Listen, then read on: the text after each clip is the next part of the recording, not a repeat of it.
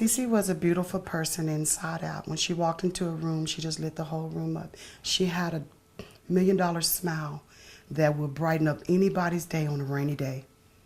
She was beautiful inside out. If it was something she could do, she was willing to do it for anyone. She just was a beautiful soul, beautiful to be around. She was outgoing, she was energetic, and she was just beautiful all the way around. I just remember us as, as kids, and just always we were together, having fun, playing, and I truly miss her a lot. Very caring for anyone. I mean, she could encourage anybody and uplift their day.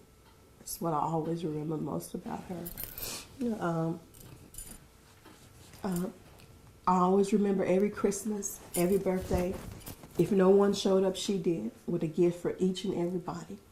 And I just miss that. The last 2 Christmases was very tough. Our birthdays were tough. I mean, because I miss her so much.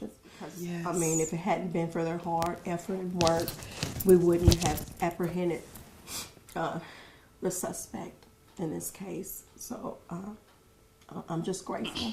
I'm just so grateful. And she always had a smile on her face no matter what. I don't think I ever remember seeing Cece upset or even sad. She always had a smile on her face, and she was always playing and laughing. She was just really sweet. I remember when she found out she was pregnant. It was the most beautiful day for Cece. Cece had been wanting a baby for years, and she wanted someone that she can, that was hers. It was, she wanted to be connected, and she knew that this child, she would be connected to this child, and she was so excited. She had started buying things. We had started buying things. We were planning a baby shower. We were, we were just excited about this new arrival. So it was very devastating when this tragedy struck because we wasn't expecting it. It just came out of nowhere. But when she found out that she was pregnant, when she told me, her face was just lit up. Yeah, she had a gleam in her eyes when you talked about this baby. Yeah, she did. She was just ready for motherhood. She had, before she passed, Cece had her little baby bump, and we were excited because she was getting big and her belly was showing. And we were just excited because she was, our baby was having a baby. Even though she was 38 years old, she was our baby sister. We were sitting there picking out different colors, what the theme would be. I mean, it was a joyous time for her and the family, This would be her first baby, I was at home, and that day started out as any other normal day. Well, it kind of started out a little. That day we had to, my mother was put in the hospital that morning. So we all met up at the hospital. And I don't know, it was something about that day with Cece. It's like she was more beautiful than she ever been. The sunlight was just shining on her, and I remember her just being so radiant.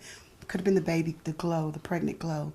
But I remember I had spent all day with her until about 5 that evening. And then we separated, and I went home to my kids, and we were going to meet back up later on that evening. And she called me about 9:30 that night, and she was like, "Sister, what are you doing?" And I said, "I'm just sitting on the edge of the bed, a little tired." It had been an exhausting day for all of us. My mother was really sick, and so things were turning for the worse.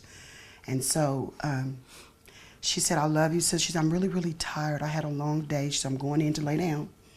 And she said, I said, "Well, sister, I was on my way to go see you." And she was like, "I'm gonna go in and rest." And I said, like, okay. Then that's fine.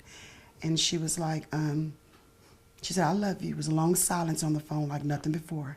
She was like, "I love you." It's like neither one of us wanted to hang up the phone, but we knew we both had to. And it was like she said, "Well, I love you, sister." I said, "I love you too."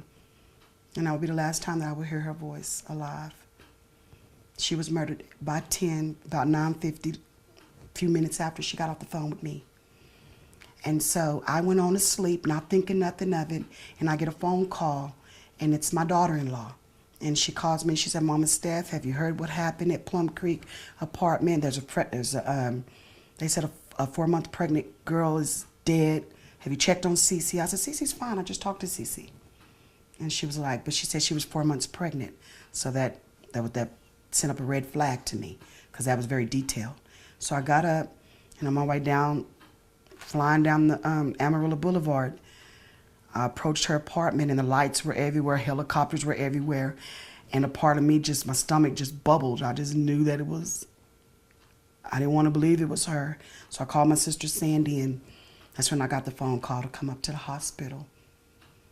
And I called the family, and we all met up at the hospital, and that's when they told me she was deceased.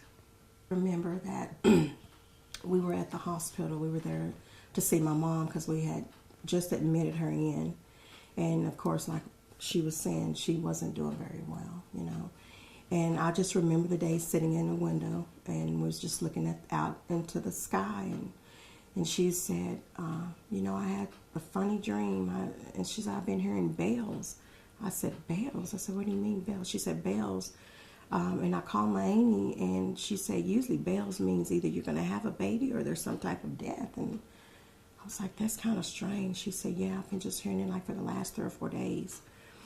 And I said, well, you know, we'll just pray about it. And I remember us taking, it was some ice cream there. And she said, well, why don't you split this ice cream with me? And I was just looking at her, and she just looked different. I couldn't quite put my finger on it. And it just felt weird that day.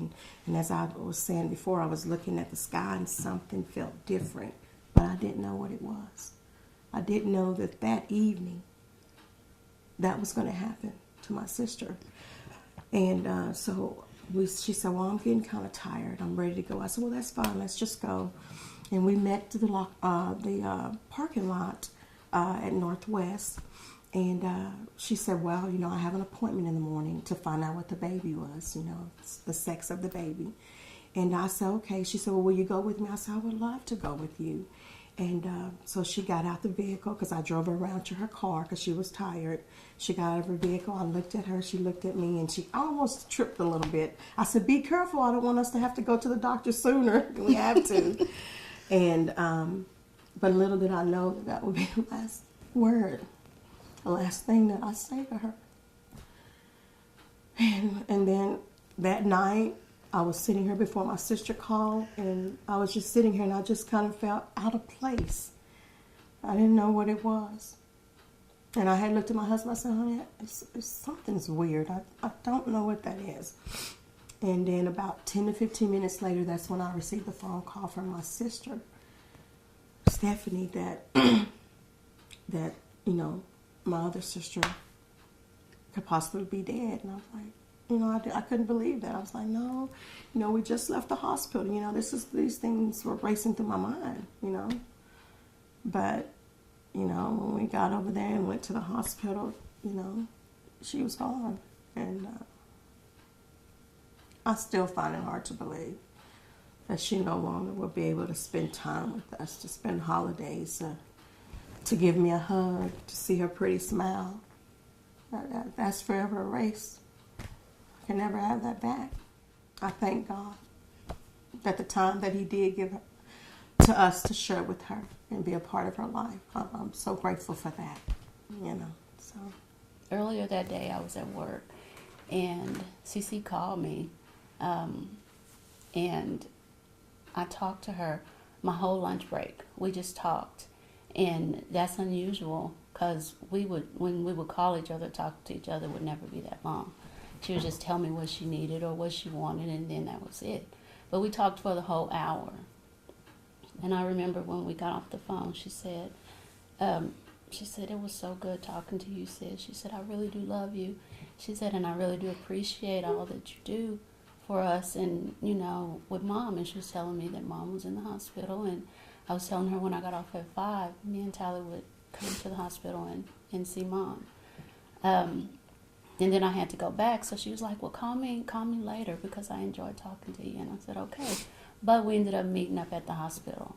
So she was at the hospital, and my husband was already there, and Cindy was there. And when I got off work, I went up there, and we talked, and we laughed, and played around, and then we got ready to go. And I remember she was going to the grocery store, and then she was going home to rest. And then I just remember later that night, we heard a bang at the door. Stephanie had been trying to call us, but we didn't hear the phone. My daughter ran into the room because my nephew called her and told her, and we were confused. We didn't know what was going on. And then we heard a bang at the door, and it was Johnny, my brother-in-law, and he told us what had happened. And it was unbelievable. I mean, it took a minute for us to really be able to understand what was really going on. It was hard. It was really hard. Everybody gathered up at the house, and we just kind of comforted each other and cried and talked about CC, and it was just really hard. I mean, it's still unbelievable that somebody could take a life like that, 2 lives, because that was a baby in her body. That was a baby. And such a good person. It's hard to understand how somebody could just do that. I remember, I mean, since the beginning, when this first happened, I have been praying and praying to God for justice for Cece and that baby. So it's been a long journey, but we have been cooperating with the authorities and the detectives on the case and stuff, trying our best to figure this out. And we let them do their job, and they did an excellent job. And I remember him calling us on Sunday, and he called us in. He called me on the telephone, Michael Dunn, and he said, "How quick can you get the family over here?"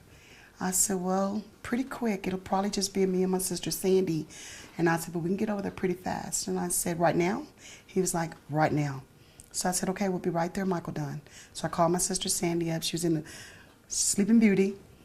I called her up, and she got up, and we met up there. And he went in the office, and, you know, he said, "You know, this has been a long journey." And he was saying how they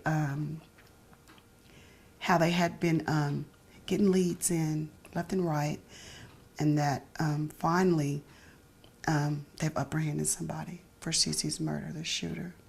And I was like, "What?" So me and my sister just jumped up and we cried. We held on to him, and it was just a very, very tearful moment. We just couldn't believe, because we've been waiting for it for so long. And so we were very, very excited about somebody being captured for Cece's murder. We were very excited about that. It was a That relief. somebody was behind bars. That somebody is gonna have to Responsible for suffer the this, consequences yes. for what they done. It was, yeah, it was a relief. I mean, it was like taking a deep breath and saying, "Okay, it's about to be over." You know, I mean, it's about to start actually, because you got to go through the trial and everything. But just to know that we know. Cece, you've always been my inspiration in life, and I love you so much. And if I could take back and change time, I would spend a lot more time. We've spent a lot of time together, but I would spend a lot more time with you, because you're just a beauty to be around. And my life has had a void in it since she's been gone, a deep void. I'm trying to pick up the broken fragments of my life and try to put it back together after such a great loss. And then, and we would be very excited to have that baby around, my little nephew. So I would just love you, Cece. And I just sit here and I think about the baby and think about him crawling around, and we going shopping and everything for him. I was so excited. Yes. I miss her. I love her. I was just tell her that I love her and that I miss her. We miss her. Her brother miss her a lot. So yeah, we miss her a lot.